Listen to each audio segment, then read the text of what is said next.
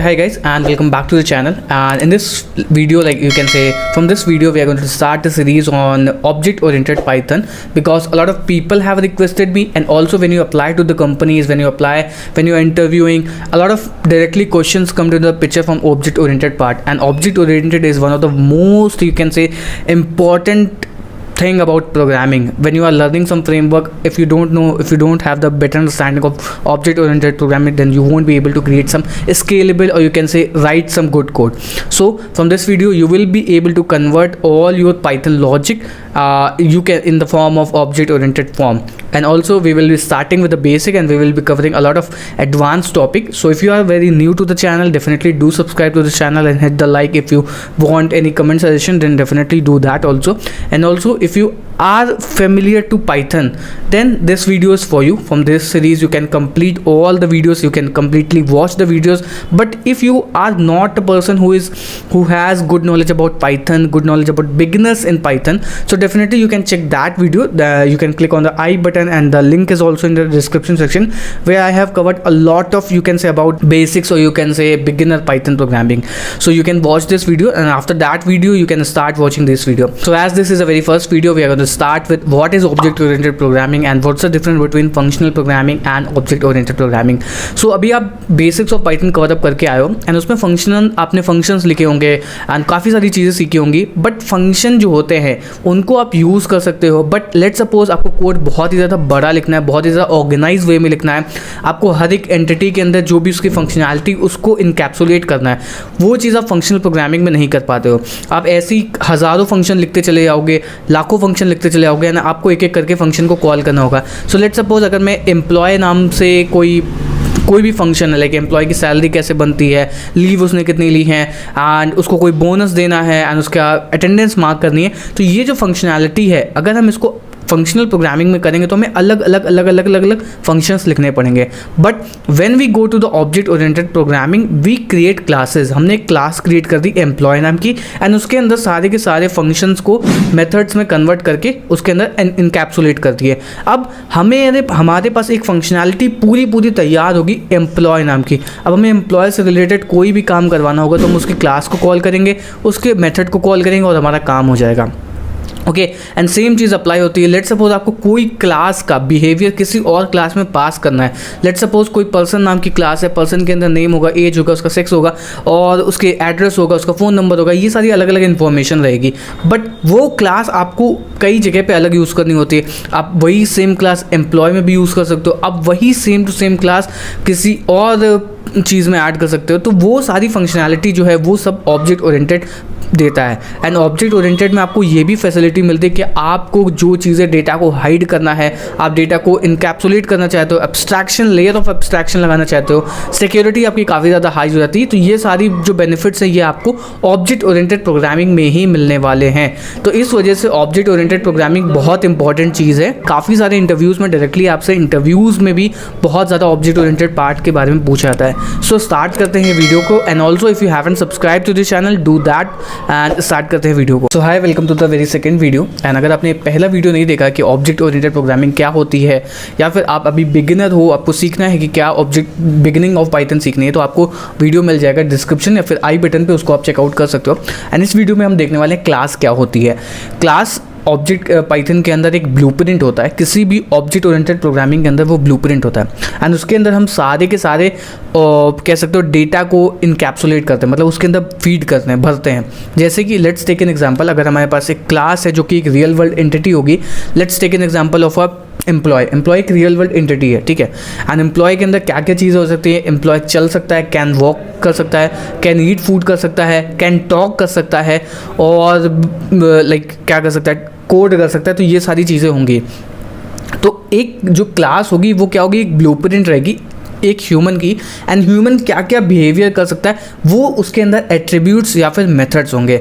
मतलब एट्रीब्यूट्स कैसे होंगे, एक ह्यूमन के पास, एक एम्प्लॉय के पास क्या होता है, तो एम्प्लॉय के पास दो हैंड होते हैं, एक नोज़ होता है, लिप्स होते हैं, ब्रेन होता है, दो आइज़ होती हैं, लेग्स होते हैं.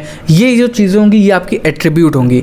और एम्प्लॉय कर क्या कह सकता है, एम्प्लॉय काम कर सकता है, कैन वर्क कर सकता है, कैन कोड कर सकता है, कैन टॉक कर सकता है, कैन मीटिंग कर सकता है. ये जो चीज़ें होंगी ये आपकी क्या होंगी, ऑब्जेक्ट्स होंगे, सॉरी मेथड्स होंगे, और इन एम्प्लॉयज़ के हम ऑब्जेक्ट बनाएंगे। तो लेट सपोज हमने एक एम्प्लॉय बनाया, उसके अंदर हमने सारे के सारे एट्रीब्यूट्स को ऐड किया, लाइक उसके अंदर हैंड, ई, आईज और ये सारी, एंड उसके अंदर हम सारे के सारे मेथड्स को ऐड किया। मेथड्स, फंक्शंस को हम मेथड करते हैं ऑब्जेक्ट ओरिएंटेड प्रोग्रामिंग में। सारे के सारे हमने मेथड्स ऐड किए। अब वो एम्प्लॉय जो है वो हर एक एम्प्लॉय हो सकता है। उस एम्प्लॉय का नाम अभिजीत होगा। अभिजीत भी कैन वॉक, कैन टॉक, उसके भी 2 हाथ होंगे, 2 आँख होगी, 1 नोज़ होगा। इस तरीके से चीज़ें हो सकती है। एंड कोई एक नाम हो सकता है, आर्यन नाम हो सकता है, कोई महेश नाम हो सकता है। तो ये जो एम्प्लॉयज़ हैं, ये सारे एम्प्लॉयज़ क्या कर सकते हैं, अलग अलग चीज़ें कर सकते हैं।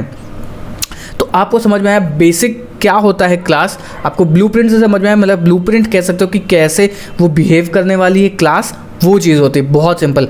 आपको ये कार वार वाला एग्जांपल नहीं दिया जो कि ओल्ड क्लासिक एग्जांपल होता है, जो कि किसी बुक्स वगैरह में लिखा होता है। आपको बहुत अच्छे से समझ में आ गया कि एम्प्लॉय क्लास हो गई तो उसके अंदर क्या क्या चीज़ें कर सकते हैं। अब हमें पाइथन के अंदर क्लास बनानी होती है तो हम उसको कैसे बना सकते हैं। हम सिंपल से लिखेंगे क्लास, जैसे कि मैंने एम्प्लॉय का एग्जाम्पल लगाया तो मैंने यहाँ पे एम्प्लॉय लिख दिया, ठीक है, एम्प्लॉय। अब इसके अंदर हम इस तरीके से कर सकते हैं, ओके। अब इसके अंदर हम कुछ भी एट्रीब्यूट्स ऐड कर सकते हैं। तो एट्रीब्यूट कैसे हम ऐड करेंगे, मैं जैसे लेट सपोज मैंने हैंड बताया, तो हैंड कितने होते हैं, 2 होते हैं, ठीक। और आइज़ कितनी होती हैं, 2 होती हैं। तो ये एक क्लास हो गया, इसके अंदर हमने ये एट्रीब्यूट्स को ऐड किया। अब क्या कर सकते हैं, अब जो एम्प्लॉय हो सकता है, एम्प्लॉय क्या क्या काम कर सकता है। एम्प्लॉय हो सकता है कि डेफ कैन अंडरस्कोर टॉक, ठीक है, टॉक कर सकता है। एंड इसके अंदर सेल्फ कीवर्ड ऑटोमेटिकली हर एक क्लास के अंदर पास करना पड़ेगा, ओके। मैं जब वीडियो बनाने चलता हूँ तब सब्जी वाला आता है, तब कबाड़ी वाला आता है, तभी सब आते हैं, ठीक है। सो डेफ कैन टॉक कर दिया। और अब ये क्या कर सकता है, प्रिंट हमने लेट सपोज हम करा दिया एम्प्लॉय कैन टॉक, ठीक है, एम्प्लॉय कैन टॉक कर दिया। अब सेम टू सेम कई सारी चीज़ें हो सकती हैं, employee can work, can walk, ये सारी चीज़ें कर सकता है, ठीक है। तो ये एक बेसिक सी क्लास हो गई, ये हमारी एक क्लास हो गई। अब इस क्लास का हमें ऑब्जेक्ट बनाना है। तो ये जो एम्प्लॉय है, लेट सपोज एक कंपनी है, कंपनी के अंदर कई सारे एम्प्लॉयज़ हो सकते हैं। तो उन एम्प्लॉयज़ का ये कह सकते हो उनको हम ये पास कर देंगे, उनके ऑब्जेक्ट बनाएंगे। सो लेट सपोज एक महेश नाम से लड़का है, तो महेश मैंने लिखा यहाँ पे variable Mahesh is equal to क्या कर दिया, एम्प्लॉय। इसके अंदर एम्प्लॉय क्लास को पास कर दिया। अब जो सारे के महेश स्पेलिंग सही है, ठीक है, हो सकता है गलत भी हो। तो अब जो सारे के सारे एम्प्लॉय काम होंगे इस महेश के अंदर आ गए। तो मैं जैसे ही महेश लिखूंगा और डॉट लगाऊंगा तो देखोगे महेश के पास आईज हैं, ठीक। महेश के पास क्या है, महेश डॉट करूँगा तो महेश के पास हाथ है, और महेश के पास क्या है, जो भी चीज़ें एम्प्लॉय के पास होंगी वो महेश के पास होंगी।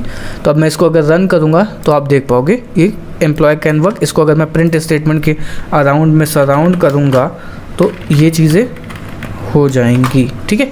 ऐसे ही सेम टू सेम यहाँ पे भी प्रिंट करता हूँ, ओके। अब मैं इसको अगर एग्जीक्यूट करूँगा तो ये 2 कर दिया। हो सकता है किसी कुछ और चीज़ ऐड कर सकते हैं, लेट्स सपोज ब्रेन सबके पास एक ही होता है, भले वो डिवाइड हो जाए 2 में, ठीक है, ओके। महेश डॉट ब्रेन करूँगा तो महेश के पास एक ब्रेन हो गया, ओके। एंड तो ये एक तरीके की क्लास होगी। इसके अंदर क्लास के अंदर क्या करें, ये उसके एट्रीब्यूट्स हो गए, ये मेथड्स हो गए। फंक्शन को हम ऑब्जेक्ट ओरिएंटेड प्रोग्रामिंग के अंदर क्लास के अंदर मेथड्स बोलते हैं, तो वो चीज़ मैंने ऐड कर दी है। एंड इस तरीके से आप ऑब्जेक्ट बना सकते हो। तो मैं चाहूँ तो कितने भी ऑब्जेक्ट बना सकता हूँ। सो लेट्स सपोज ये मैंने महेश का बनाया, ऐसे ही मैं अभिजीत का बना सकता हूँ, तो अभिजीत के पास भी सेम टू सेम बिहेवियर आ जाएगा। तो अभिजीत करूँगा, डॉट करूँगा तो सारी की सारी चीज़ें आ गई। अब मुझे प्रिंट करना है कि अभिजीत कहाँ पे है, इसका मतलब एड्रेस प्रिंट करता है, तो मैं ऐसे करूँगा तो इसका आपको एड्रेस मिल जाएगा कि जो एम्प्लॉय ऑब्जेक्ट है ये इस एड्रेस पे एग्जीक्यूट रहता है। तो ये भी देखो इसके अंदर मिल गया, एम्प्लॉय के अंदर ये सारी चीज़ें हैं। और हो सकता है मुझे अभिजीत के अंदर कुछ एक्स्ट्रा चीज़ ऐड करनी हो, Abhijeet dot can, Abhijeet dot करके कुछ भी कर सकते हैं, लेट्स सपोज ABC कर सकते हैं 1 2 करके। तो अभिजीत डॉट जब मैं ABC करूँगा तो अभिजीत के अंदर एक और एट्रीब्यूट जा करके ऐड हो जाएगा 2 वाला, लेकिन ये एट्रीब्यूट इसके अंदर तो ऐड नहीं है। तो मैं अब जा करके अगर महेश डॉट ABC करूँगा तो वो एरर शो कर देगा, क्योंकि महेश के अंदर कोई भी एट्रीब्यूट नहीं है ABC नाम से। तो अगर मैं चाहूँ किसी भी एट्रीब्यूट को मैं ऐड भी कर सकता हूँ उस एम्प्लॉय के अंदर। हो सकता है कि अभिजीत के अंदर कुछ और बिहेवियर हो, सीनियर डेवलपर हो, या महेश एक बहुत बड़ा डेवलपर हो जो कि स्किल अभिजीत के पास नहीं, तो हम वो इस तरीके से ऐड भी कर सकते हैं। तो ये क्लास के ऊपर एक छोटा सा वीडियो था जिसमें आपको बहुत अच्छे से समझ में आया होगा। नेक्स्ट वीडियोज़ में हम और भी ऑब्जेक्ट ओरिएंटेड पार्ट को कवर करेंगे। एंड ऑल्सो अगर आप मेरे चैनल को हेल्प आउट करना चाहते हो तो डेफिनेटली इसको सब्सक्राइब कर सकते हो अगर आप नए हो। अगर आप ऑलरेडी मेरे सब्सक्राइबर हो तो डेफिनेटली इस चैनल को और ज़्यादा लोगों तक शेयर कर सकते हो, तो फिर काफ़ी हेल्प आउट मिलेगा। एंड जब मोटिवेशन आता है तो उससे कंटेंट बनाने में काफ़ी ज़्यादा मज़ा आता है। Okay, so thanks again for watching this video and मिलते हैं नेक्स्ट वीडियो में। तब तक के लिए good bye and thank you. Hey guys, welcome to the second video and in the last video we have covered what is class in Python and उससे पहले हम लोगों ने कवर किया था what is object oriented in Python, but इस video में हम डंडर इनिट मेथड के बारे में बात करने वाले हैं। ठीक है, सो डंडर इनिट मेथड जो होता है वो आपका कंस्ट्रक्टर की तरह होता है। अगर आप किसी और पाइथन या फिर किसी और प्रोग्रामिंग लैंग्वेज के बैकग्राउंड से आते हो तो आपको कंस्ट्रक्टर पता होता है कि क्या होता है। कंस्ट्रक्टर वो होता है जैसे ही आपकी क्लास का ऑब्जेक्ट बनता है ऑटोमेटिकली वो कॉल हो जाता है। ओके, सो इस कंस्ट्रक्टर का काफ़ी हेल्प आउट भी होता है। So let's take an example. अगर आपने कोई क्लास बनाई है एम्प्लॉय नाम से, ठीक, एंड वो class, let's take an example, आपने क्लास बनाई है डेटाबेस नाम से, क्लास कनेक्ट DB नाम से। हम एक रियल वर्ल्ड एग्जांपल लेते हैं। एम्प्लॉय तो बहुत बच्चों वाला एक चीज़ है। एंड ओके, सो ये जो आपका डंडर इनिट मेथड होगा, सो लेट्स सपोज आपको किसी DB से कनेक्ट करना है, आपका जो डेटाबेस है वो कहीं और लिंक में पड़ा हुआ है, तो वो चीज़ें आप यहाँ से कर सकते हो। कैसे कर सकते हो? अब यहाँ पे लेट्स सपोज आपको पता है कि जो भी जैसे ही हम इसका ऑब्जेक्ट बनाएंगे ऑटोमेटिकली कॉल हो जाएगा। तो आपको एक बार दिखा भी देता हूँ, प्रिंट, फिर मैं आपको बताता हूँ डंडर इनिट एक्चुअल में होता क्या है। कैमरा थोड़ा सीधा कर लूँ, ठीक है। सो प्रिंट कॉल, ठीक है। अब मैं क्या करता हूँ, यहाँ पे DB is equal to connect DB करके मैंने बनाया। ओके, अब मैं इसको रन करता हूँ तो अब देखो कॉल्ड हुआ है, मतलब मैंने इसको कॉल भी नहीं किया, ऑटोमेटिकली कॉल हो गया। और अगर मैं लेट्स सपोज यहाँ पे कोई और इनिट नाम से फंक्शन बनाता हूँ, ओके, एंड इसको लिखता हूँ दिस कॉल्ड, एंड ये नहीं कॉल होगा, ये बिल्कुल भी नहीं कॉल होने वाला है जब तक मैं यहाँ पे DB डॉट इनिट ना करूँ। ठीक है, जब मैं DB डॉट इनिट करता हूँ तो ये जा कर के कॉल होगा दिस कॉल्ड। बट आपको यहाँ पे एक चीज़ पता चली, जो इनिट मेथड है, जो डंडर इनिट वाला मेथड है, वो ऑटोमेटिकली जा कर के कॉल होता है। ठीक है, अब इसका फ़ायदा क्या होता है? सो लेट्स सपोज हमें इस कनेक्टर जो हमने क्लास बनाई है कनेक्ट DB के क्लास के अंदर, इसके अंदर डेटाबेस से कनेक्ट करने के लिए कुछ आपको यूज़र नेम चाहिए होता है, आपको पासवर्ड चाहिए होता है, आपको पोर्ट चाहिए होता है। लेट्स टेक एन एग्जांपल, ठीक है। तो वो इसके अंदर हम कैसे पास कर सकते हैं? फंक्शन के अंदर तो हम बहुत इजीली पास कर सकते हैं। लेट्स सपोज अगर हमने यहाँ पे फंक्शन बनाया था कनेक्ट DB करके, ओके, तो हम इसके अंदर इस तरीके से पास कर सकते थे यूज़र नेम, पासवर्ड, और पास कर सकते थे क्या, पोर्ट, इस तरीके से। बट हम क्लास के अंदर कैसे पास करेंगे? ये चीज़ हम कैसे पास कर सकते हैं?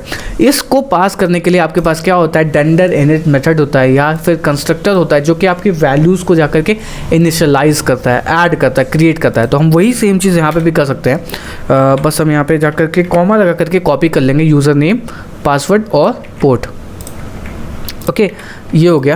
एंड अब हम जा करके यहाँ पे सेट कर सकते हैं user name dot, sorry, self dot user name, self call करना पड़ेगा, मतलब सेल्फ इस क्लास के अंदर जो यूज़र नेम वेरिएबल है उसको जा करके ये सेट कर दो, ठीक, यूज़र नेम।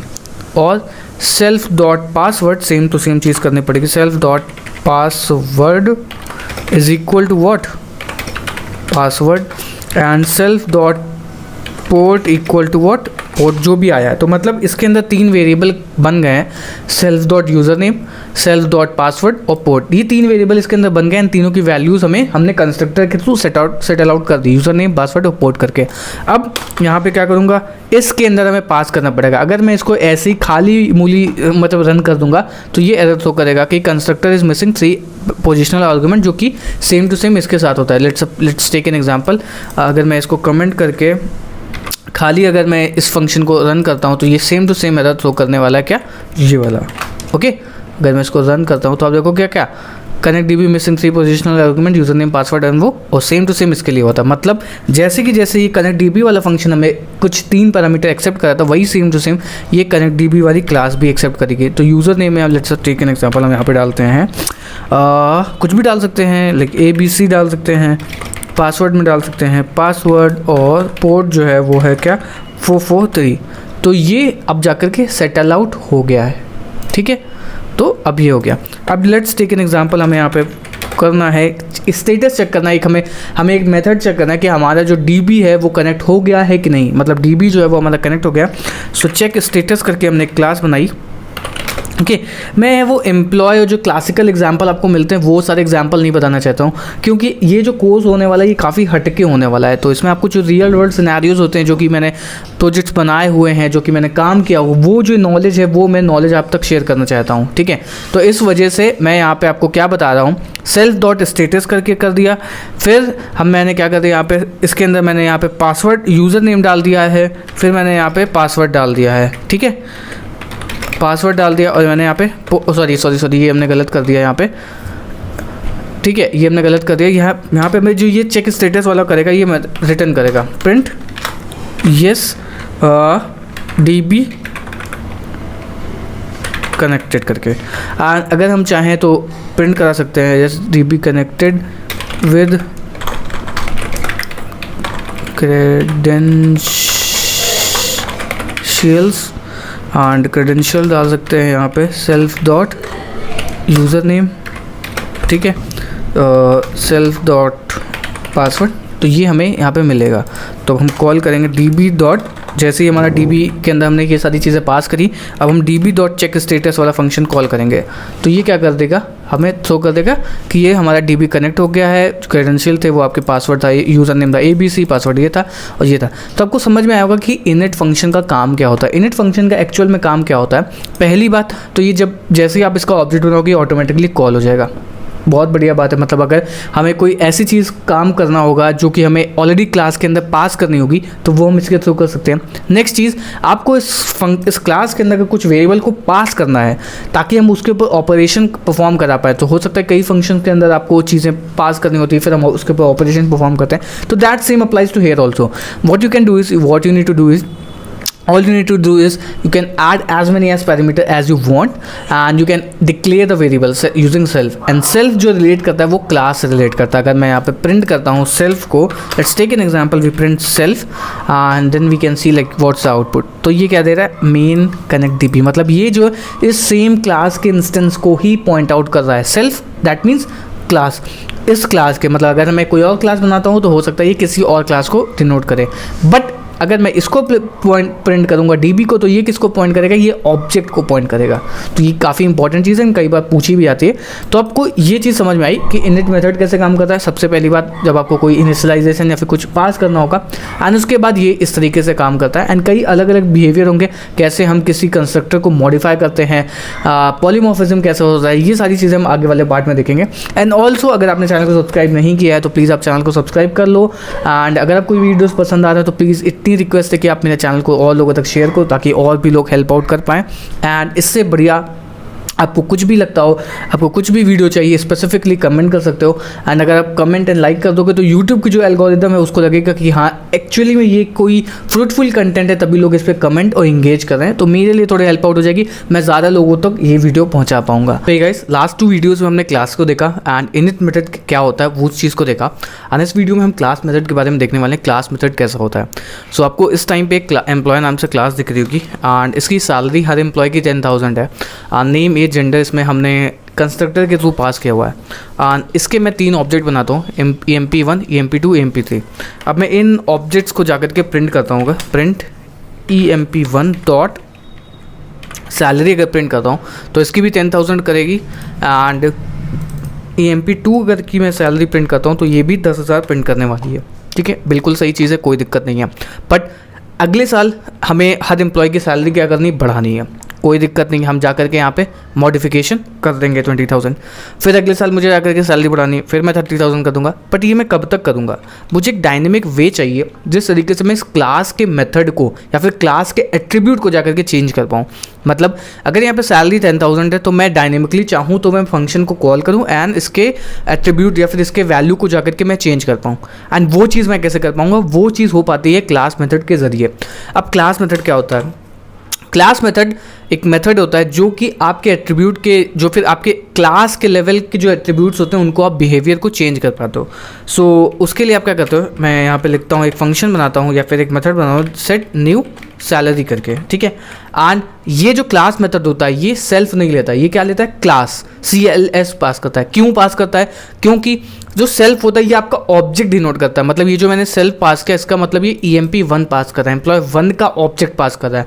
बट मुझे चेंज क्या करना है? किस लेवल पे चेंज करना है? क्लास के लेवल पे चेंज करना है। उसके लिए मैं यहाँ पे पास करूँगा क्या? CLS पास करूँगा। एंड CLS को पास करने के लिए मुझे इस फंक्शन को, इस मेथड को लिखना पड़ेगा क्या? कन्वर्ट करना पड़ेगा, एक डेकोरेटर इसके ऊपर लगाना पड़ेगा। तो मैं क्लास मेथड का डेकोरेटर लगा दूंगा।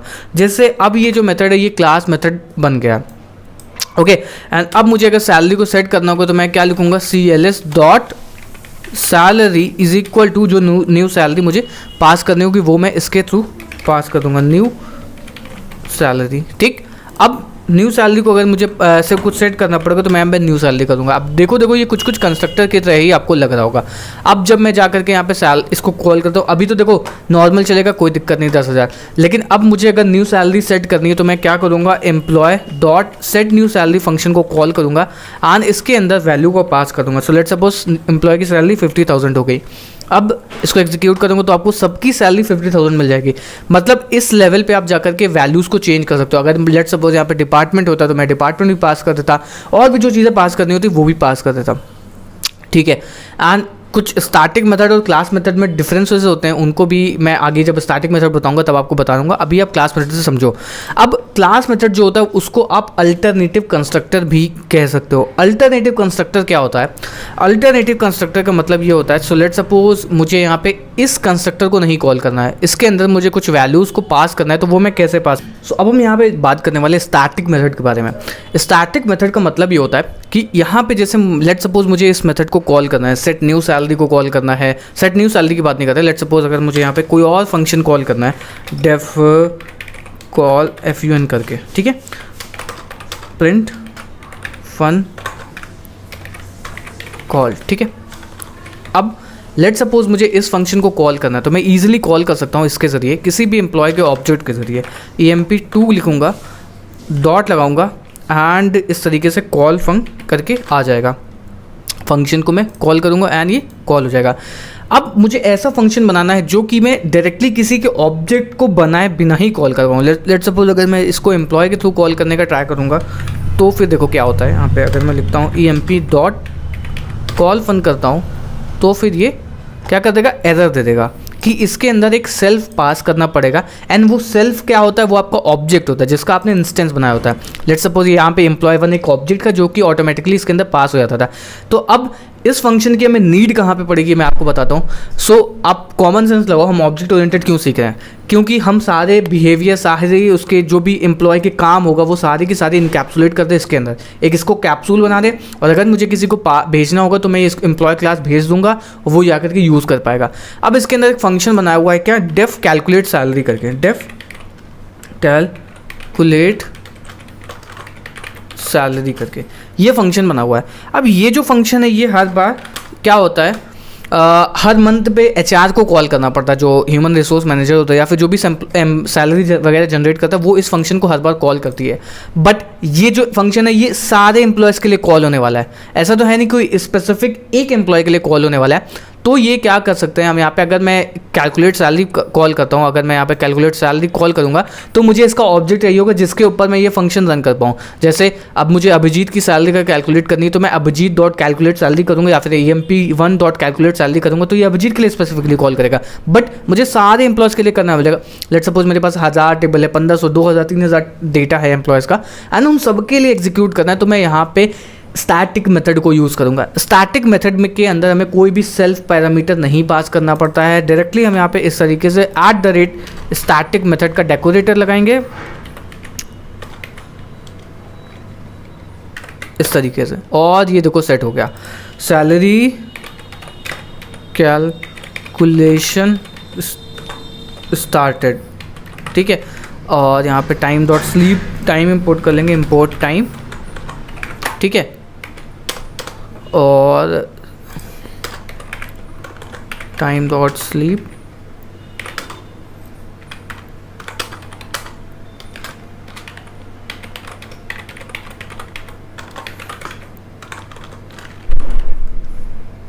ओके।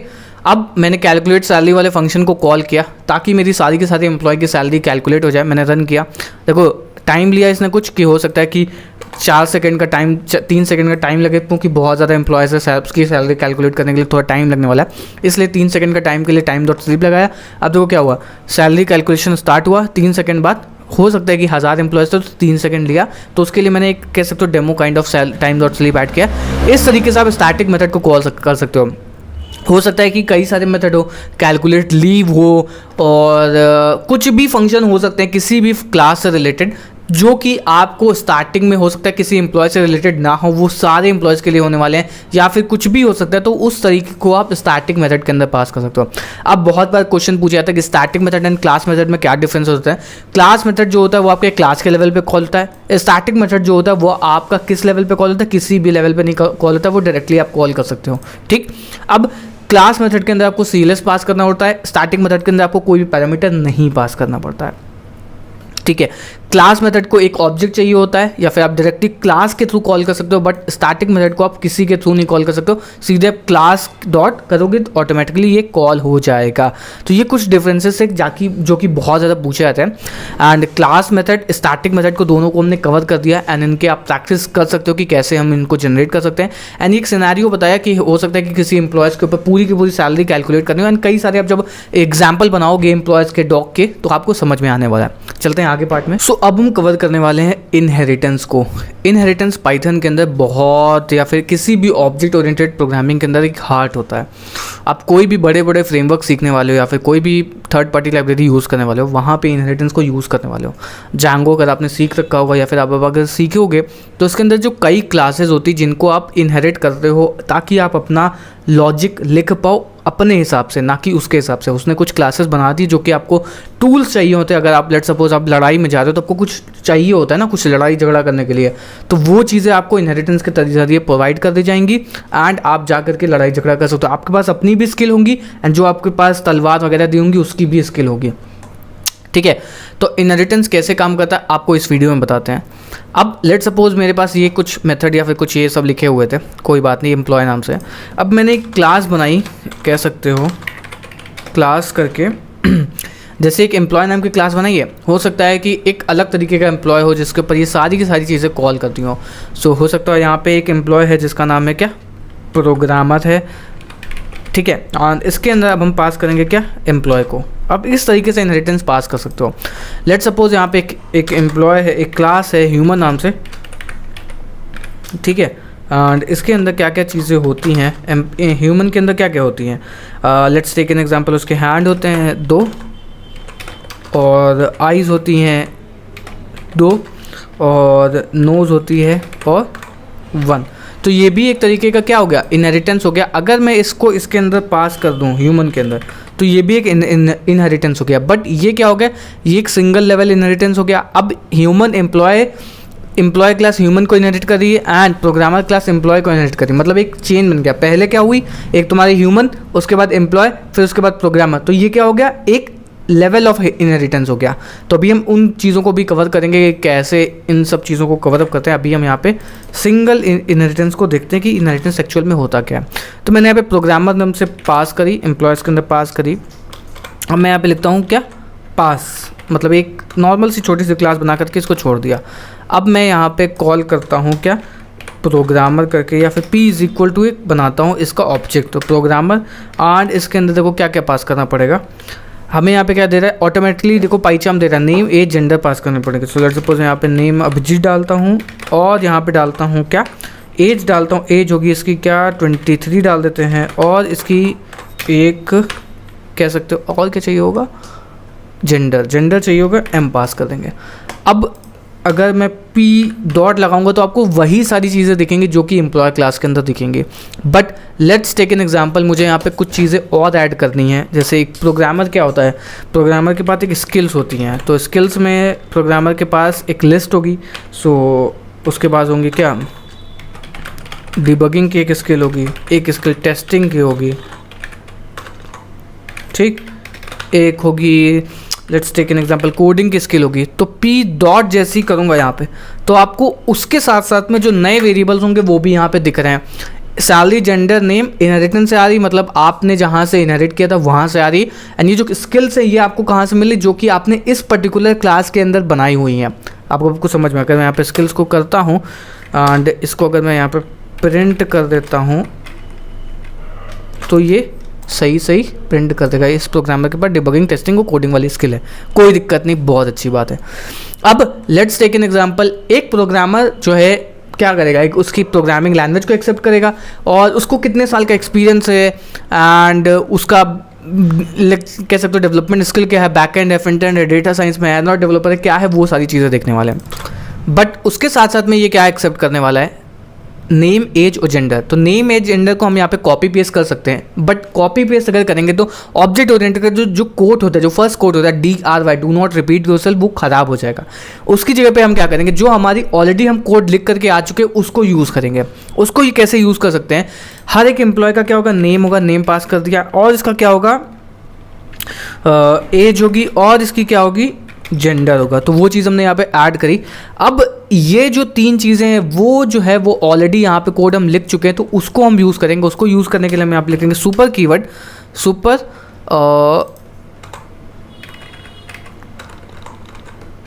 डॉट इनिट लगाएंगे एंड इसके अंदर यहाँ पे नेम, एज और जेंडर हम यहाँ पे पास कर देंगे। एंड जो नई चीज़ें हैं वो हम यहाँ पे कर देंगे इस तरीके से, self dot lan is equal to what, language जो भी हमारे पास आ रही होगी, and self dot EXP is equal to what, EXP and self dot development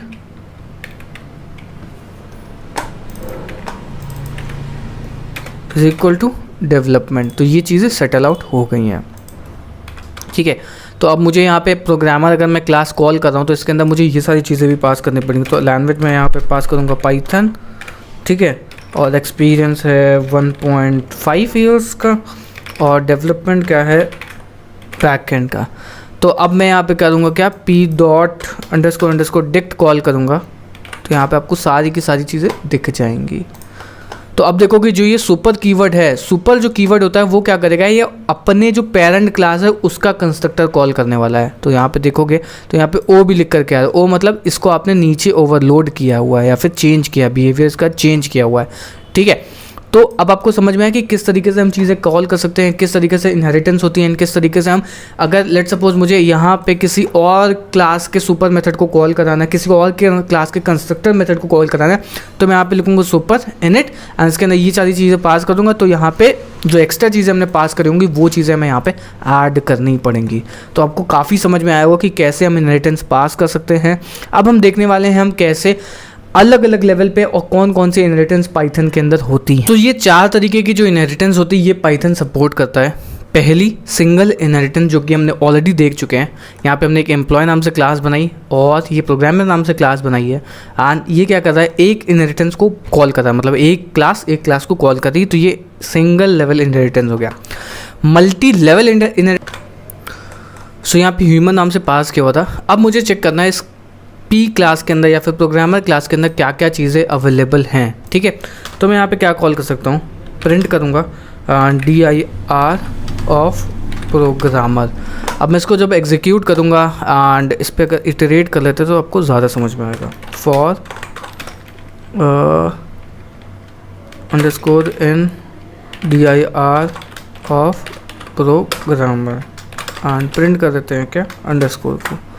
अब इसको रन करते हैं तो तो आप देख पाओगे आपको क्या क्या चीज़ें मिल गई यहाँ पे, हर एक चीज़ मिल गई है जो जो इस क्लास के अंदर है।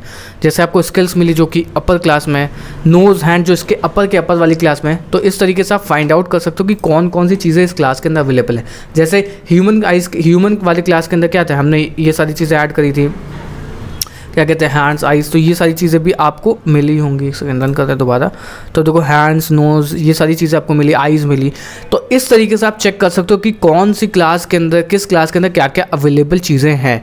तो ये आपका एग्जाम्पल जो हो गया वो किसका हो गया, मल्टी लेवल इनहेरिटेंस का। मल्टीपल इनहेरिटेंस का मतलब क्या होता है, जैसे मैंने यहाँ पे ह्यूमन को पास नहीं किया है, अब मैं यहाँ पे एम्प्लॉय नाम से क्लास बनाया हूँ और एक ह्यूमन नाम से बनाया हूँ। तो एक प्रोग्रामर, एक एम्प्लॉय भी है और एक ह्यूमन भी है। तो ये जो एग्जांपल हो गया ये क्या हो गया, मल्टीपल इनहेरिटेंस। मतलब हमने कई क्लासेस को मिला करके इसके अंदर पास किया। अब भी मैं इसको एग्जीक्यूट करूँगा तो भी आपको सेम आउटपुट आएगा, लेकिन ये क्या हो गया, मल्टीपल इनहेरिटेंस। मतलब अपने दो क्लासेस को एक क्लास के अंदर पास किया, वो मल्टीपल इनहेरिटेंस हो गया। आप चाहो तो यहाँ पे n नंबर ऑफ क्लासेस पास कर सकते हो। वैसे ही आपने यहाँ क्या किया, मल्टीपल इनहेरिटेंस किया, तो मल्टी लेवल, तो एक एक लेवल पे आप गए, मतलब डिगअप करते गए, अंदर तक जाते गए। हायरार्किकल इनहेरिटेंस का मतलब क्या हो गया, आपने एक क्लास को कई सारी क्लासेस में डिवाइड कर दिया। मतलब आपने यही भी कॉल किया, आपको मैं एग्जांपल एक फोटो दिखाता हूँ तो आपको समझ में आएगा। ये हायरार्किकल इनहेरिटेंस का एग्जांपल हुआ। एक क्लास है, एक क्लास को आपने इसमें भी डिवाइड किया, इसमें भी डिवाइड किया, इसमें भी डिवाइड किया, एंड फिर जाकर के आपने एक क्लास और बनाई जिसमें आपने तीनों को सारे कॉम्बिनेशन को ऐड किया, तो वो एक हायरार्किकल उसका एग्जाम्पल हो गया। तो इस तरीके से आप पाइथन के अंदर इनहेरिटेंस को अचीव कर सकते हो। इनहेरिटेंस बहुत बढ़िया चीज़ है, आपको इसको डेफिनेटली यूज़ करने वाला है, क्योंकि आप जब भी कोई भी चीज़ यूज़ करने वाले हो तो इनहेरिटेंस बहुत ज़्यादा रोल आने वाला है। अब हम पाइथन के अंदर बात करते हैं कितने और कौन कौन से डंडर इनिट मेथड होते हैं, मतलब जो डंडर स्कोर वाले जो मेथड होते हैं, ये कौन कौन से मेथड्स अवेलेबल हैं पाइथन के अंदर। सो जो फर्स्ट डंडर इनिट मेथड है उसको हम str मेथड को देखने वाले हैं, जो पहला कह सकते हो डंडर str मेथड होता है। एंड इसको लिखते कैसे हैं, डंडर str। और आप देख सकते हो कि कौन कौन से मेथड्स अवेलेबल हैं। अगर मैं डेफ लिखता हूँ डबल अंडरस्कोर, तो ये मेथड्स हैं, बहुत सारे मेथड्स हैं जिनको आप यूज़ कर सकते हो, बट जो इंपॉर्टेंट है उन्हीं को मैं बताने वाला हूँ। सो जो ये str मेथड है इसको आप कर सकते हो फैक्टरिंग के लिए। सो लेट्स सपोज मैं इसको भी अनकमेंट करता हूँ एंड इस क्लास को जाकर के मैं प्रिंट करता हूँ। जैसे लेट्स टेक एन एग्जांपल, मैंने प्रोग्रामर नाम से क्लास बनाई हुई है एंड मैं इसको प्रिंट करता हूँ, प्रिंट p। इसको जब मैं एग्जीक्यूट करूँगा तो आप देखोगे क्या, ये दिखाई दिया इसने, बट मुझे समझ नहीं आ रहा कि ये क्लास कहना क्या चाहती है, कहाँ पे है। उसके लिए हम क्या यूज़ कर सकते हैं, डंडर str मेथड। ये आपको मेथड जो हेल्प आउट करेगा आपको कोई भी चीज़ लिखने के अंदर। So let's take an example, मैं यहाँ पे लिखता हूँ डंडर str मेथड एंड यहाँ पे मैं प्रिंट करता हूँ क्या, जो भी आप प्रिंट करना चाहो। जैसे कि यहाँ पे होगा क्या, लेट्स टेक एन एग्जांपल, यहाँ पे नेम प्रिंट करता हूँ, name is equal to what, self dot name, ठीक। उसके बाद एज, अगर मैं चाहूँ प्रिंट करना तो मैं यहाँ पे सेल्फ डॉट एज प्रिंट कर सकता हूँ। एंड इसको मैं जब एग्जीक्यूट करूँगा तो आपको दिखेगा क्या, इस तरीके से इसने दिखा दिया। ओके, हमें यहाँ पे रिटर्न करवाना होता है, रिटर्न करवा देते हैं, कोई दिक्कत नहीं है, ठीक है। तो अब देखोगे क्या, नेम आ गया अभिजीत एंड एज आ गया। इसके अंदर जो भी चीज़ आप ऐड करना चाहो वो ऐड कर सकते हो। एंड अगर मैं इसको अनकमेंट करता हूँ यहाँ पे, तो आप देखोगे फिर से उसी रिप्रेजेंटेशन में प्रिंट करने वाला है, जो कि मैं समझ ही नहीं पा रहा हूँ कि एक्चुअल में है क्या। यहाँ पे डंडर str से कॉल करता हूँ तो आपको ये दिख गया। सो जैसे कि अगर आप C++ या फिर जावा के बैकग्राउंड से आते हो तो आपको यहाँ पे न्यू कीवर्ड मिलता था। अगर आपने डेटा स्ट्रक्चर पढ़ा होगा तो क्या लिखते हैं, node is equal to new node करके। तो वही सेम टू सेम काम यहाँ पे भी होता है। जब आप इस मेथड को कॉल करते हो तो ये इनिट से पहले कॉल होता है। एंड इसका मतलब, इस न्यू मेथड का मतलब ये होता है कि आप नया ऑब्जेक्ट बनाओ एंड इसके अंदर वैल्यू इनिशियलाइज करता है कौन सा, इनिट मेथड। मतलब जब आपको न्यू ऑब्जेक्ट क्रिएट करने होते हैं तब आप यहाँ पे न्यू कॉल करते हो एंड न्यू एक ऑब्जेक्ट बना के देता है जिसमें डंडर इनिट जो है वो वैल्यूज़ को पॉपुलेट करता है। मतलब न्यू पहले कॉल होता है, उसके बाद में इनिट कॉल होता है। एंड न्यू का काम क्या होता है, ऑब्जेक्ट बनाना, एंड जो इनिट होता है वो क्या करता है, वैल्यूज़ को सेटअप करता है। अब जैसे मैं यहाँ पे अगर प्रिंट करता हूँ क्या, यहाँ पे अगर मैं एक ऑब्जेक्ट बनाता हूँ emp is equal to what, employee, and इसके अंदर मैं पास करता हूँ, कुछ भी पास कर नहीं करता हूँ, ऐसे ही रन करता हूँ इसको। अगर मैं एग्जीक्यूट करता हूँ तो आप देख पाओगे क्या, new magic method was called, जो कि पहले इनिट से कॉल हुआ, उसके बाद में इनिट कॉल हुआ। मतलब न्यू ने एक ऑब्जेक्ट बना के दिया, इनिट ने उसमें वैल्यू सेटअप करी एंड काम हो गया यहाँ पे। नेक्स्ट डंडर मेथड की तरफ आते हैं जिसका नाम है डबल अंडरस्कोर रेप।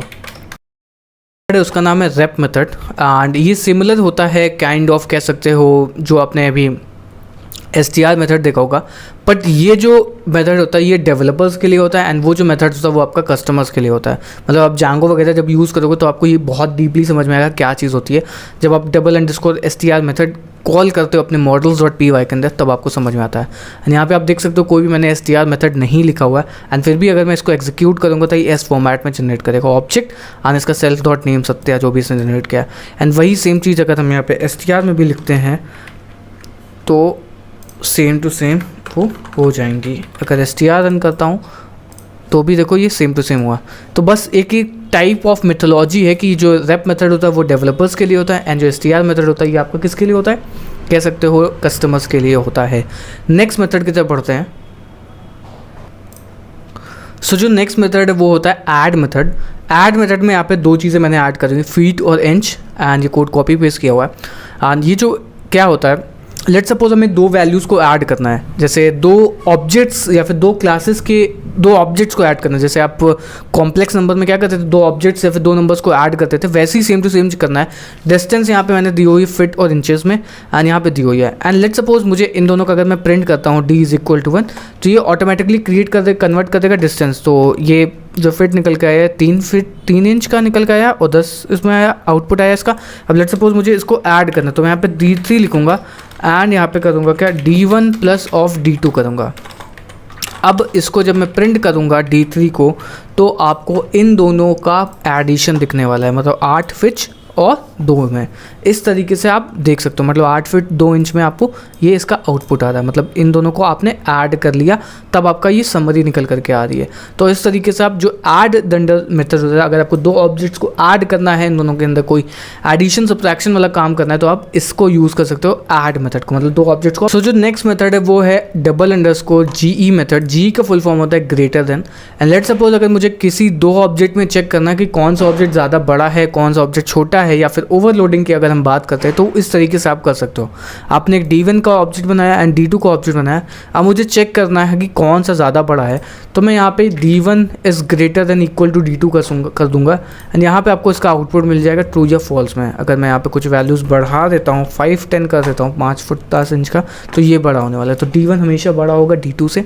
तो अगर आपको कुछ ग्रेटर या फिर कंपैरिजन करना होगा तो आप GE यूज़ कर सकते हो। अब हम आगे बढ़ते हैं। तो अब हम बात करते हैं पाइथन के अंदर एक्सेस मॉडिफायर के बारे में, कैसे हम पाइथन के अंदर एक्सेस मॉडिफायर अचीव कर सकते हैं। एक्सेस मॉडिफायर क्या होता है? सो आप एक क्लास बनाते हो, अब क्लास के अंदर कुछ एट्रीब्यूट्स ऐड करते हो, बट उन एट्रीब्यूट्स को कुछ एक्सेस लेवल ऑफ एक्सेस देना होता है। आप चाहते हो कि ये वाला जो एट्रीब्यूट है ये सिर्फ और सिर्फ इसी क्लास के अंदर है, ये वाला एट्रीब्यूट जो है वो सिर्फ और सिर्फ नेक्स्ट वाली क्लास में इनहेरिट हो, वो ऑब्जेक्ट के पास ना जाए। क्योंकि जब आप इसका ऑब्जेक्ट बनाते हो तो हो सकता है कि जो आपके पास कुछ डेटा है जो कि आप हाइड करना चाहते हो पूरे रियल वर्ल्ड से, वो ना दिखे। ऐसे ही लेट्स टेक एन एग्जांपल, जैसे कि एक जोमेटो या फिर स्विगी का एग्जांपल लेते हैं। एक स्विगी एक उसका प्रोडक्ट है, ठीक है, एक फूड है। तो फूड आइटम कि जो भी रिलेवेंट चीज़ें होंगी वो आपको दिखाता है, लाइक उसका प्राइस दिखाता है, वो वेज है नॉन वेज है ये दिखाता है, होटल किस रेस्टोरेंट से आता है, ये सारी चीज़ें आपको दिखाता है। बट वो कुछ डेटा हाइड भी करता है कि इस रेस्टोरेंट को किसने बनाया, इस रेस्टोरेंट कब बनाया, इस रेस्टोरेंट के अंदर कह सकते हो कितना अमाउंट या फिर कितनी बिक्री हुई है, कितनी सेल हुई है इस पर्टिकुलर रेस्टोरेंट के अंदर। तो वो सारी चीज़ें नहीं दिखाता है, वो सिर्फ और सिर्फ वही रेलेवेंट चीज़ें दिखाता है जो कि आपको देखने लायक हो, आपके लिए वैल्यूएबल क्रिएट करो। तो फिर वो कुछ चीज़ों को क्या करता है, हाइड करता है। बट ऐसा नहीं कि वो उसके अंदर होती नहीं है, उसके अंदर होती सारी चीज़ें हैं, लाइक वो रेस्टोरेंट कब बना, कितनी उसकी सेल हुई, वो सारा डेटा स्विगी के पास है, बट वो हम रियल वर्ल्ड में एक्सपोज नहीं कर सकते हैं। तो वही सेम चीज़ यहाँ पे होती है। अब क्लास के अंदर कोई चीज़ हो सकता है कि आप इस क्लास के जो डेटा है वो इसी क्लास के अंदर रखना चाहते हो, आप नेक्स्ट क्लास में नहीं देना चाहते हो, आप नेक्स्ट ऑब्जेक्ट जो बन रहा है उसमें भी नहीं दिखाना चाहते हो। उन्हीं चीज़ों को हम क्या बोलते हैं, एक्सेस मॉडिफायर। और एक्सेस मॉडिफायर पाइथन या फिर किसी भी ऑब्जेक्ट ओरिएंटेड प्रोग्रामिंग के अंदर 3 तरीके के होते हैं, पब्लिक, प्राइवेट और प्रोटेक्टेड। ठीक है, पब्लिक, प्रोटेक्टेड, प्राइवेट कह सकते हो। और इन एक्सेस मॉडिफायर की बदौलत हम कुछ चीज़ों को हाइड करते हैं या फिर एक्सेस मॉडिफायर लगाते हैं, मतलब एक्सेस रोकते हैं कि ये डेटा इसके आगे लेवल तक नहीं जाना चाहिए। सो अभी और जैसे अगर आप C++ या फिर जावा के बैकग्राउंड से आए होंगे तो आपको उसके अंदर कुछ कीवर्ड्स मिलते थे लाइक पब्लिक, प्रोटेक्टेड और प्राइवेट, बट वो चीज़ें पाइथन के अंदर नहीं होती हैं। पाइथन के अंदर अगर आपको एक एक्सेस मॉडिफायर लगाना है तो आप इस तरीके से लगा सकते हो। So let's take an example, अगर मैं कोई वेरिएबल बनाता हूँ यहाँ पे, let's take an example fees करके बनाता हूँ, तो ये जो वेरिएबल ये एक पब्लिक वेरिएबल है, इसके ये एक नॉर्मल वेरिएबल है, इसके अंदर कोई भी ऐसी चीज़ नहीं है जो हाइड करी जाए। मतलब ये हर लेवल पे आपको क्लास अगर इसका इनहेरिटेंस करोगे तो भी आपको दिखेगा, अगर आप इसका ऑब्जेक्ट बनाओगे तो भी आपको दिखेगा। बट ये जो अंडरस्कोर है ये आपको यहाँ पे डिफरेंस क्रिएट करता है। ये एक प्रोटेक्टेड क्लास है, प्रोटेक्टेड एट्रीब्यूट है। मतलब जब आप इसके अंदर एक सिंगल अंडरस्कोर लगाते हो वो सिर्फ क्लास ही देख सकता है। मतलब अगर ये क्लास कहीं इनहेरिट होती है उसमें ही ये चीज़ें दिखने वाली हैं, ये चीज़ कहीं और नहीं दिखेंगी, मतलब ऑब्जेक्ट में नहीं दिखने वाली हैं।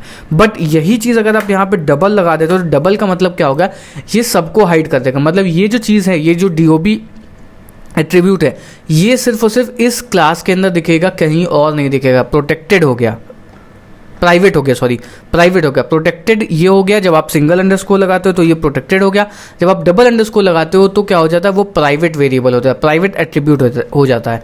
तो अब मैं आपको इसका थोड़ा दिखाता हूँ कि कैसे आप इस चीज़ को करते हो। So let's take an example, हर एक स्टूडेंट की जो फीस रहेगी वो अप्रॉक्सीमेटली 10,000 रहेगी, ठीक। ये जो एट्रीब्यूट है ये हिडन रहेगा, ये कोई भी नहीं देख पाएगा इस स्टूडेंट की क्या फीस है। और ये जो DOB है ये सिर्फ और सिर्फ इससे इनहेरिटेड वाली क्लास देख पाएंगी और कोई नहीं देख पाएगा। So let's take an example, मैं यहाँ पे एक वेरिएबल बनाता हूँ, एक ऑब्जेक्ट बनाता हूँ स्टूडेंट नाम का। सो स्टूडेंट एंड इसके अंदर नेम के अंदर मैं अभिजीत पास कर देता हूँ और उसके बाद मैं यहाँ पे एज में पास कर देता हूँ, लेट्स टेक एन एग्जांपल 25, और जेंडर में पास कर देता हूँ मेल, और यहाँ पे डेट ऑफ बर्थ पास कर देता हूँ 17 जुलाई 1998, ठीक। ये तो अभी आप देख पा रहे हो जैसे मैंने इसका ऑब्जेक्ट बनाया हुआ है। एंड अब मैं जा करके इसको क्या करता हूँ, प्रिंट करता हूँ, ठीक। प्रिंट कैसे करता हूँ, लेट्स टेक एन एग्जांपल, मैं OBJ डॉट करूँगा तो आपको यहाँ पे कोई भी चीज़ नहीं दिखने वाली है। नेम, एज, जेंडर दिख रहा है, और अंडरस्कोर लगा दोगे तो आपको यहाँ पे DOB शायद दिख जाए, ये DOB ये आपको दिखेगी, मतलब यहाँ पे आ नहीं रहा, बट इसको प्रिंट करोगे तो ये प्रिंट हो जाएगी। बट अगर मैं वहीं यहाँ पे OBJ डॉट करके डबल अंडरस्कोर लगा करके यहाँ पे फीस को अगर मैं प्रिंट करूँगा तो ये क्या करेगा, एरर को थ्रो कर देगा। इसके पास कोई एट्रीब्यूट है ही नहीं फीस नाम से। अगर फीस के अंदर अगर फीस को मुझे प्रिंट कराना है तो मुझे या तो उसको प्रोटेक्टेड में कन्वर्ट करना पड़ेगा या तो उसको पब्लिक में कन्वर्ट करेगा, तब ही ये दिखने वाला है, अदरवाइज ये दिखने वाला नहीं है। मैं इसको अगर एग्जीक्यूट करूँगा तो आप देखो इसने डेट ऑफ बर्थ तो प्रिंट कर दिया बट फीस इसने नहीं प्रिंट करी। फीस में क्या दे रहा है, ये एरर थ्रो कर रहा है। तो ये एक समझने वाली बात है कि अगर आप किसी के अंदर भी डबल अंडरस्कोर लगाते हो तो वो प्रिंट नहीं होने वाली, वो सिर्फ और सिर्फ इस क्लास के अंदर ही रह जाएगा। अब लेट्स टेक एन एग्जाम्पल, मैं यहाँ पे क्लास बनाता हूँ BCA या फिर MCA करके एक क्लास बनाता हूँ, तो और इसके अंदर मैं स्टूडेंट को करता हूँ पास, ठीक है। एंड जैसे ही मैं स्टूडेंट के अंदर इसको पास करता हूँ और मैं करता हूँ यहाँ पे डेफ एक फंक्शन लिखता हूँ यहाँ पे, एंड उस फंक्शन के अंदर मुझे इस चीज़ की ज़रूरत है, DOB और फीस की ज़रूरत है, ठीक है। मैंने यहाँ पे फंक्शन लिखा शो डेटा करके, ठीक है। एंड अब ये क्या करेगा, शो कर देगा डेटा को। तो मैं यहाँ पे प्रिंट करूँगा F स्ट्रिंग लगा करके, नेम पहले तो प्रिंट करूँगा। सो नेम प्रिंट करने के लिए क्या करूँगा, सेल्फ डॉट नेम करूँगा, ठीक, कोई दिक्कत नहीं है। उसके बाद यहाँ पे लगाऊंगा %\n, उसके बाद मैं यहाँ पर प्रिंट करूँगा सेल्फ डॉट करके करूँगा क्या, अंडरस्कोर DOB, ठीक। उसके बाद मैं यहाँ पे प्रिंट करूँगा फीस इसकी, self dot underscore fees. And अब मैं इसका ऑब्जेक्ट बनाऊँगा MCA वाली क्लास का, तो यहाँ पे पास करूँगा क्या, MCA, एंड यहाँ पे मैं कॉल करूँगा इस फंक्शन को OBJ डॉट करके शो डेटा। अब मैं इसको करूँगा रन, तो देखो इसने क्या कर दिया, MCA object has no attribute fees, मतलब इसने एक एरर थ्रो कर दिया कि फीस करके कोई ऑब्जेक्ट है ही नहीं। अब मैं इसको अगर मिटा देता हूँ यहाँ पे, तो उसको रन करता हूँ यहाँ पे, तो आप देखो कि सेम टू सेम सही डेटा प्रिंट हो गया। मतलब अभिजीत इसका नाम है, 17 जुलाई 1998 इसकी डेट ऑफ बर्थ है, और अगर कोई मुझे डेटा प्रिंट करना होगा तो वो कर दूँगा। अब यहाँ पे एक समझने वाली बात ये है, कि जैसे आप एट्रीब्यूट्स या फिर कोई भी वेरिएबल्स होते हैं उनके आगे डबल अंडरस्कोर लगा सकते हो, जैसे वो हाइट शो कर सकते हो, उसी तरीके से सेम टू सेम कुछ मेथड्स होते हैं उनके ऊपर भी आप कर सकते हो. So let's take an example. ये एक फंक्शन है जो कि मैं चाहता हूँ एक प्रोटेक्टेड रहे, मतलब कोई भी इसको एक्सेस ना हो पाए.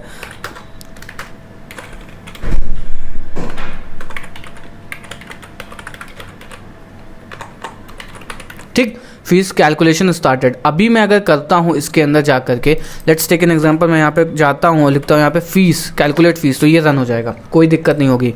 ठीक, फीस कैलकुलेशन स्टार्टेड. अब मैं यहाँ पे अगर जा करके सिंगल अंडरस्कोर लगाता हूँ तो भी ये रन कर जाएगा, कोई दिक्कत नहीं है.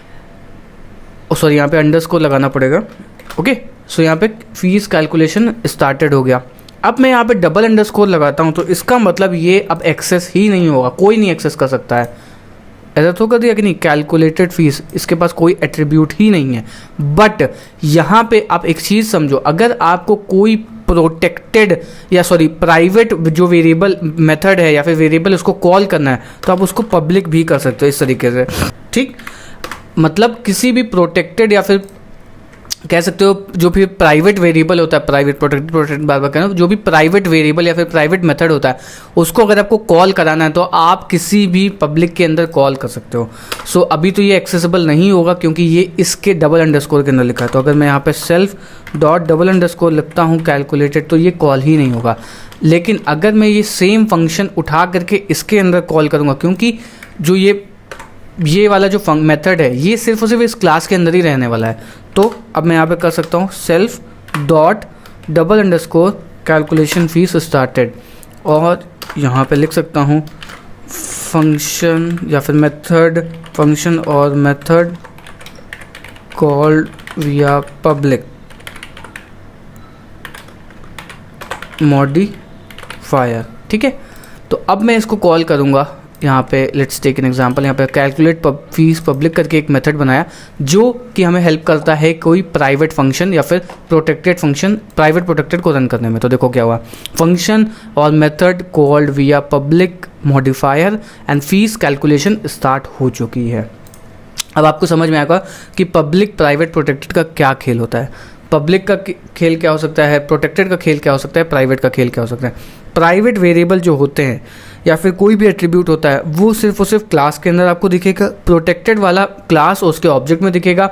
ये आपको यहाँ पे समझ लेना पड़ेगा. ठीक है, तो अब आप इसको समझ गए होंगे. एंड अगर मुझे किसी प्राइवेट वाली चीज़ को कॉल कराना होगा तो मैं किसी भी पब्लिक या फिर प्रोटेक्टेड के अंदर यूज़ करूँगा एंड उसको कॉल करवा दूँगा. अब आपको बिल्कुल समझ में आ गया होगा. ठीक है, तो ये छोटा सा लेक्चर था एक्सेस मॉडिफायर के ऊपर. अब हम आगे चलते हैं पॉलीमॉर्फिज्म एंड इन सब कॉन्सेप्ट्स के ऊपर. तो अब हम यहाँ पे बात करने वाले पॉलीमॉर्फिज्म के बारे में. पॉलीमॉर्फिज्म का बहुत सिंपल वर्ड होता है क्या, हैविंग मैनी पार्ट्स करके, इन सिंपल इंग्लिश. बट हम इसको कैसे ऑब्जेक्ट ओरिएंटेड पार्ट में ट्रीट करते हैं. So let's take an example. हमारे पास एक क्लास है एनिमल नाम के, इसके अंदर एक मेथड है इन्फो नाम से. एंड अगेन हम एक सेम क्लास बनाते हैं डॉग नाम से, एंड उसके अंदर भी हम सेम मेथड कॉल कर, सेम नाम से मेथड बनाते हैं एनिमल इन्फो नाम से. बट यहाँ पे आप सिमिलैरिटी देखो, इस मेथड का जो काम है वो अलग है. ये मेथड जो एक्सेप्ट कर रहा है ये सिर्फ और सिर्फ नेम को प्रिंट कर रहा है, I M animal and name is this. But वहीं अगर ये डॉग वाली जो क्लास है, ये डॉग क्लास क्या कर रहा है, एज भी एक्सेप्ट कर रहा है. एंड इसको मैंने मॉडिफाई किया हुआ है कंस्ट्रक्टर को, एंड यहाँ पे एज भी ये ले रहा है पैरामीटर में. एंड यहाँ पे एक जो मेथड लिखा हुआ है ये प्रिंट क्या कर रहा है, I am a dog and name ये है एंड एज ये है.